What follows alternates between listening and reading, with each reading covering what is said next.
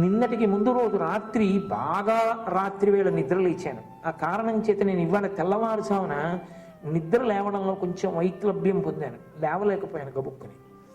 నేను ఇలా కళ్ళు విప్పి మళ్ళీ కొంచెం సేపు పడుకుందామా అనుకున్నాను. నేను ఎదురుగుండా నాకెవరో ఇచ్చిన మూర్తి ఉంది, అందులో చంద్రశేఖరేంద్ర సరస్వతి మహాస్వామి నిలబడి కనబడ్డారు. ఆయన 13వ ఏట సన్యాసం, 100 సంవత్సరములు జీవించారు. 87 సంవత్సరముల ఆయన జీవితంలో ఆయన చలితో గడగడ వణికిపోయిన 104 డిగ్రీల జ్వరంతో కూడిన మలేరియా వ్యాధి ఉన్నప్పుడు కూడా తెల్లవారుజామున 3 గంటల తర్వాత 3 గంటల 1 నిమిషానికి ఆయన నిద్ర లేచిన రోజు ఆయన జీవితంలో లేదు. దేశమంతా తిరిగింది కాలినడకని. ఎందుకు ఆయన ఎక్కకూడదు ఆ వాహనం? శాస్త్రం ఎక్కకూడదు ఉంది, నేను ఎక్కనన్నాను. Healthy fear.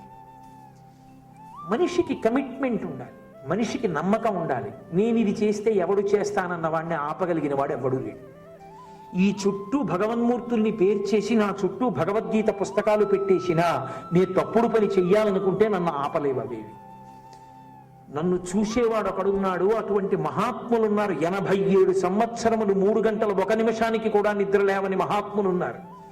నేను ఎందుకు అలా తెల్లవారేటప్పటికి నిద్రపోవాలి? ఒక్కరోజు 2 గంటలకు లేస్తే 2వ రోజు లేవలేనా? నేను లేవవలసిందే అని నేను అనుకుంటే నా శరీరం ఎంత బడలిపోయినా లేవకుండా నన్ను ఎవరు చేయలేదు. చెయ్యగలిగింది ఒక్కటే, మీరు ఎవరిని సెట్టింగ్ ఎగ్జాంపుల్గా తీసుకుంటున్నారన్నదే ప్రధానం.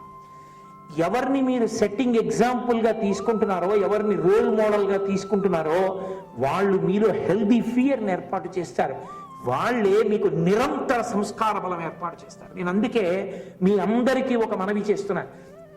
ఇవాళ మీరు చాలా అదృష్టవంతులు. కనీసం మీకు 4 మంచి మాటలు చెప్పించాలని తాపత్రయపడే కాలేజీలో ఉన్నారు. మీకు 10 మంచి మాటలు చెప్పించాలని ఆర్తిపడేటటువంటి అధ్యాపక మండలి ఉన్న చోట ఉన్నారు.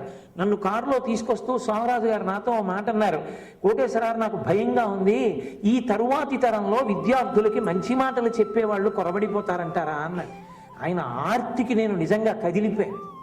అయ్యో, పిల్లలకి మంచి మాటలు చెప్పేవాళ్ళు దొరకరేమోనని ఆయన మదన పడిపోతున్నాడు. ఎవరి కోసం? ఆయన సొంత పిల్లలా? మీరేమైనా కాదు, కానీ మిమ్మల్ని ఆయన సొంత పిల్లల కన్నా ఎక్కువగానే ఆయన మనసులో భావన చేసుకుంటున్నారు. ఎక్కడి నుంచి దొరుకుతారు? దొరకమంటేటువంటి అధ్యాపకులు.